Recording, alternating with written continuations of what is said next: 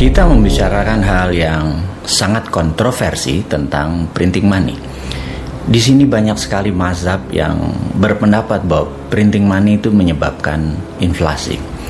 Jadi ada banyak sekali yang bertanya kenapa Bosman ini sangat menyarankan untuk printing money. Tentunya saya sebagai pemrakarsa printing money dalam ekonomi makro dan mikro di Indonesia sebenarnya bukan berniat asal bicara dan berniat membuat negara ini inflasi, membuat negara ini rugi. Tetapi kalau saat ini pejabat keuangannya, menteri keuangan dan jajaran direksi dari petinggi-petinggi di kementerian banyak yang berbeda ilmu pengetahuannya dengan apa yang Bosman atau kaum Newmind memahami tentang printing money yang berbasis di MMT atau Modern Monetary Theory-nya yang digagas oleh Michael Hudson. Ya nggak salah, tapi kita berusaha menyederhanakan pemahaman tentang printing money. Apakah itu akan menimbulkan inflasi? Mungkin ada benarnya, tapi selama hal itu bisa terkendali, jadi inflasi menurut saya tidak bermasalah, asal jangan hyperinflation. Kalau misalnya deflasi, apakah menakutkan?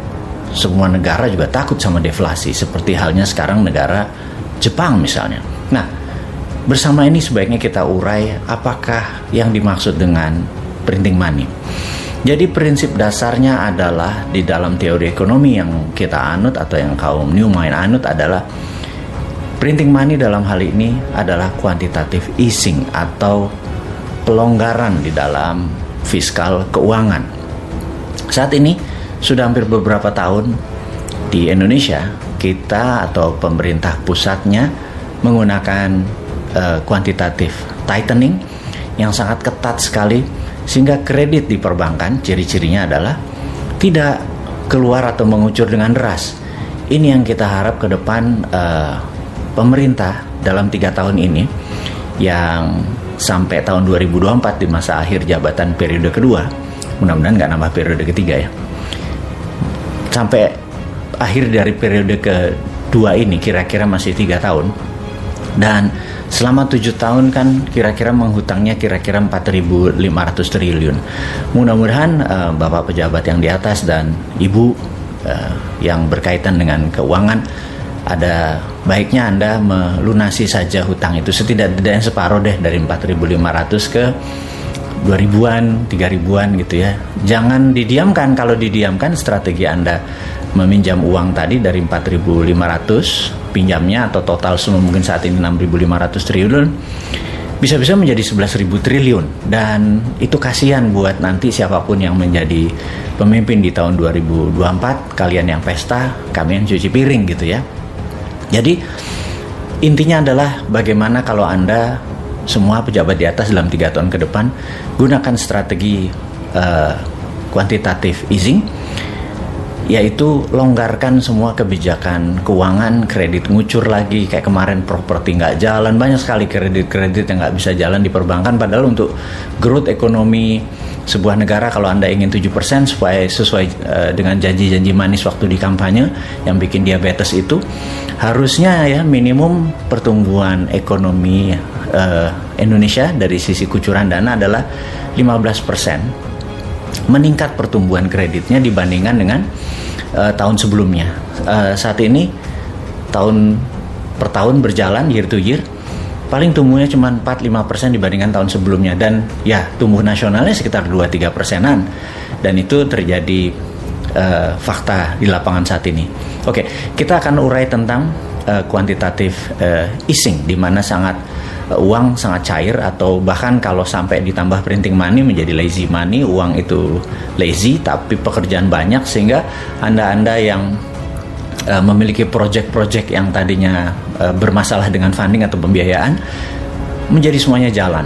Oke, saya yakin jangan takut dengan inflasi. Di sini saya mau menerangkan prinsip dasar dari MMT yang banyak dikritik oleh mereka yang memahami bahwa printing money adalah menyebabkan inflasi, adalah begini.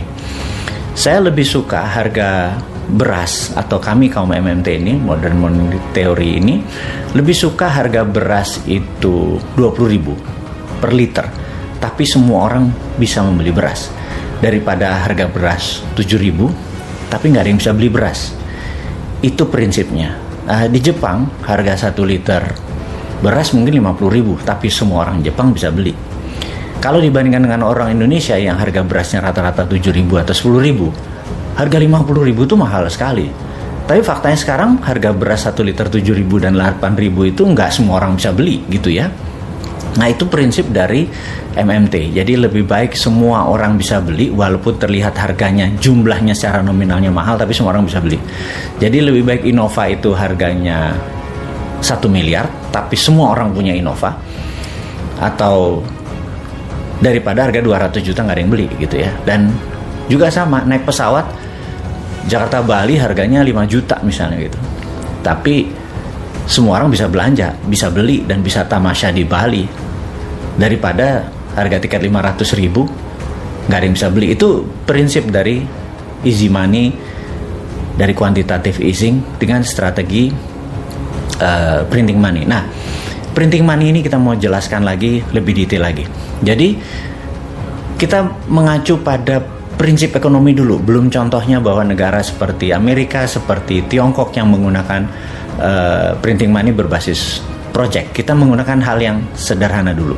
Jadi misalnya gini, suatu hari Pak Presiden, Pak Jokowi misalnya, dikatakan untuk membuat ekonomi Indonesia maju, saat ini Bapak menggunakan strategi infrastruktur gitu ya. Oke, dan infrastruktur itu akan menjadi efektif kalau memang jalanan itu dipakai untuk hal-hal yang produktif, bukan hanya untuk mudik lebaran gitu ya. Itu nggak salah, apa yang Anda bangun luar biasa, tapi kalau bisa value of money dari investment atau benefit lainnya bukan hanya untuk mudik lebaran aja, tapi kalau bisa ada 11 macam lagi benefit. Jadi misalnya membuat harga atau cost of distribusi menjadi turun. Kayak sekarang kan rata-rata 20% production distribution cost. Gimana caranya kalau itu bisa turun menjadi misalnya 7%, single digit, dengan adanya jaringan distribusi infrastruktur yang dibangun gitu ya. Nah, yang kedua misalnya kepikiran nih kita, bagaimana caranya agar 1 juta saudara kita punya rumah yang cukup layak gitu ya.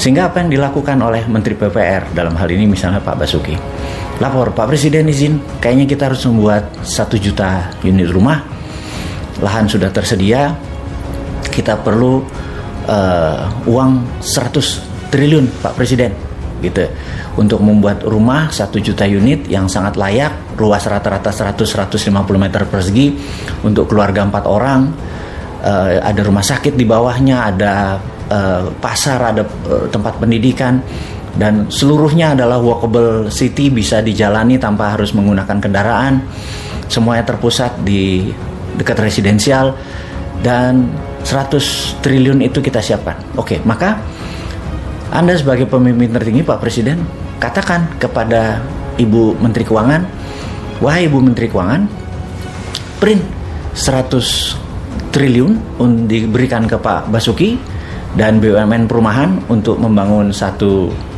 juta unit rumah dengan nilai 100 triliun. Dan pastikan nanti pada saat orang beli tidak ada bunga, tidak ada interest dari mereka yang harus membeli tersebut, dan Anda Pak Basuki menjualnya adalah par price, alias modalnya 100 triliun ya nanti harus balik 100 triliun tanpa dibungakan. Dan pastikan nomor 1, Pak Menteri PUPR harus menyiapkan seluruh konstruksi tadi, biaya tadi adalah barang-barang lokal, kusennya lokal, semennya lokal, batanya lokal, 100% lokal, nggak boleh ada unsur impor, apalagi unsur dari Tiongkok, tidak boleh.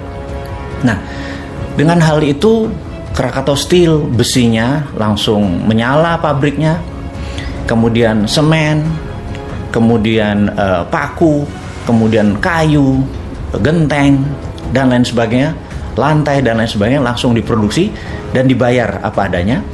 Kemudian ketika ada orang membeli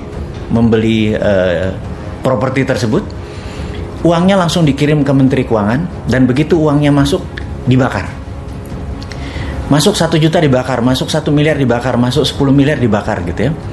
Di tahun kelima diharapkan sold 100% karena tidak ada biayanya, tidak ajaib. Dan begitu bangunan itu berdiri, sold, terjual 100%, uang masuk ke Menteri PPR dan langsung dikirim ke Menteri Keuangan, dibakar. Selesai. Jadi uang tersebut nol, tidak ada beredar di masyarakat lagi. Kemudian masyarakat memiliki rumah, dan 100 triliun tadi underlay-nya adalah proyek 1 juta unit rumah. Itu adalah prinsip printing money berbasis proyek, seperti halnya Tiongkok bangun sejak tahun 1989 hingga saat ini sudah hampir 40 tahun. Mereka membangun gila-gilaan, apa aja dibangun. Pokoknya bukan sekedar membangun rumah, tapi kemanfaatannya 12 level benefitnya. Kayak tadi, begitu rumah dibangun, kusennya dari Indonesia 1, gentengnya dari Indonesia 2, marmer atau keramiknya dari Indonesia, landscape, gardening, listrik, kabel, semuanya buatan Indonesia. Dan itu akan terjadi multiply efek daripada uang yang 100 triliun tadi mulai digulirkan. Dan sekali lagi, begitu masuk, disiplin, kita langsung kirim ke Menteri Keuangan dan dibakar. Jadi dengan demikian kita bisa membangun dengan ribuan triliun proyek-proyek tadi yang gunanya untuk meningkatkan produktivitas, sehingga negara tidak bergantung pada FDI atau Foreign Direct Investment, tidak bergantung pada hutang negara-negara seperti IMF atau multinasional, lembaga multinasional seperti IMF. Kita nggak bergantung seperti begitu lagi. Kita bergantung pada DDI atau Domestic Direct Investment, dan DDI itu underlay-nya adalah printing money berbasis project. Jadi Bappenas siapkan project-project sampai Indonesia berdaulat di tahun 2045, Indonesia menjadi negara superpower. Prinsipnya seperti itu. Itulah printing money berbasis MMT. Kan gergetan nih kalau 3 tahun ke depan Anda udah diajarin ilmunya, sudah tahu cara menggunakannya, masih ngutang, masih terpesona dengan foreign direct investment, tidak bergantung pada kekuatan anak bangsa dan printing money, nggak akan pernah bisa berdaulat negara ini. Kalau nggak bisa berdaulat, sudahlah. Kalau jujur ya, kalau 2024 juga masih begini dan masih 3 tahun lagi, 3 masa jabatan lagi, kayaknya New Mind akan ambil alih posisi demi membuat Indonesia menjadi negara berdaulat.